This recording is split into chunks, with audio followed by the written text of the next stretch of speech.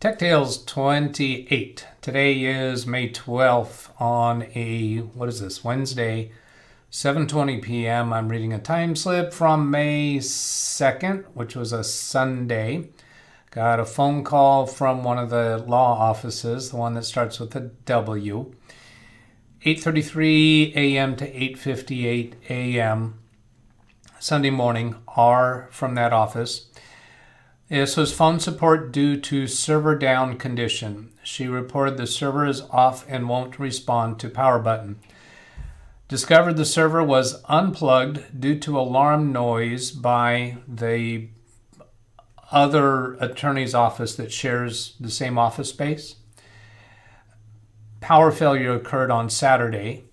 Battery is likely depleted. Talked R through removing the battery backup from service and connected server direct to wall outlet. Discussed issues and alternatives. This is a peer server, does not run any true server system. It's just file storage.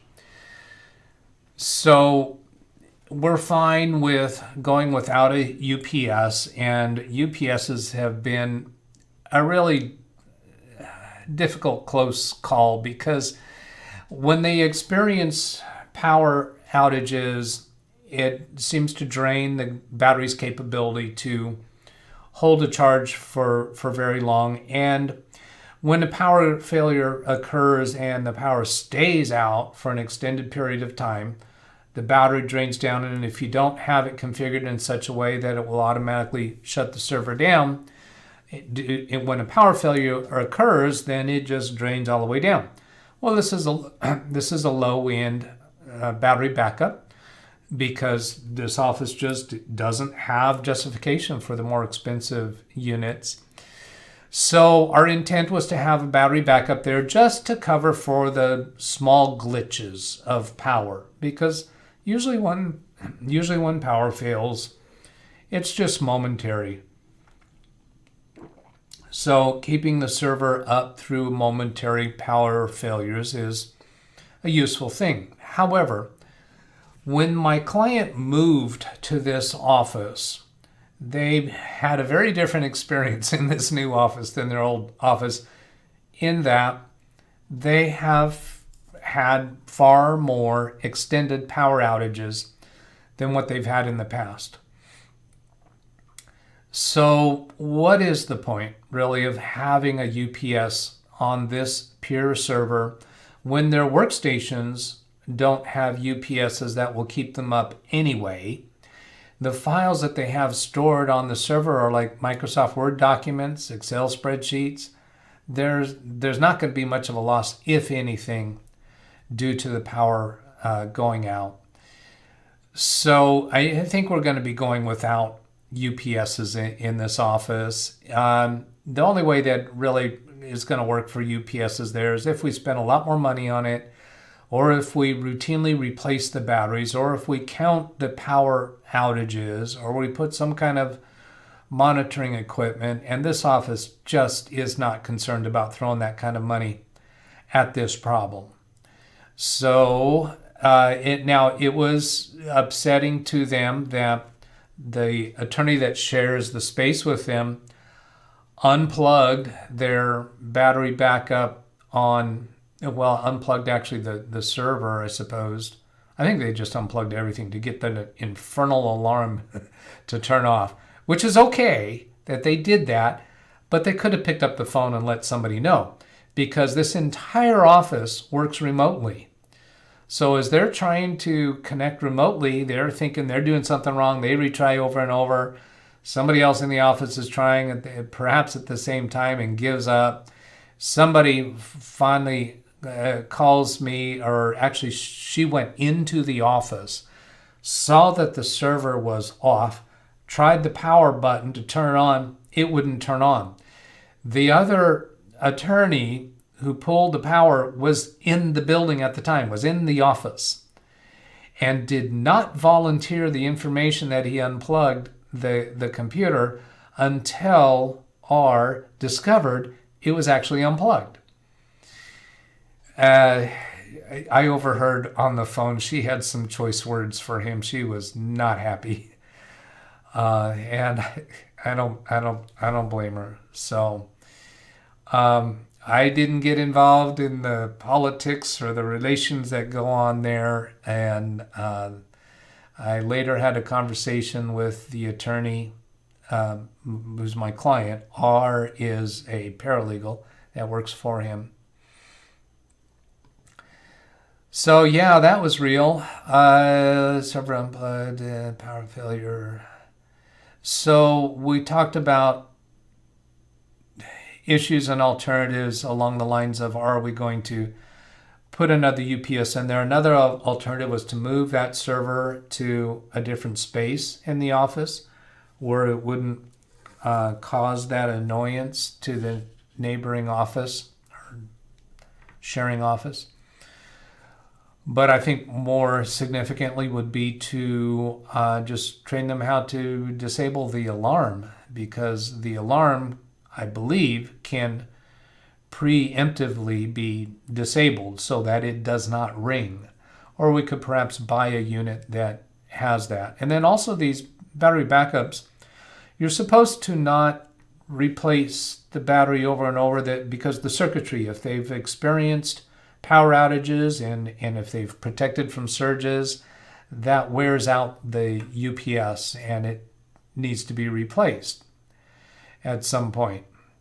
So this was a 25-minute phone support. I talked her into connecting the server directly to the wall outlet. She started up, and then everything was back to functional. I was going to say back to normal, but no, I don't think they would have called it normal.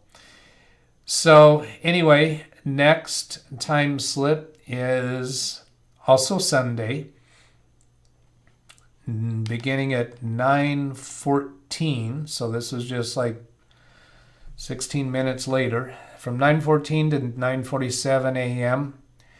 And this was on that, and this is the attorney's office that begins with P. And I spoke, I think, last time about the time setting on their phone system. And I was pretty sure I gave you the whole story then, but this is another time slip on that issue. And it reads, researched phone time display issue, reset time server to all zeros.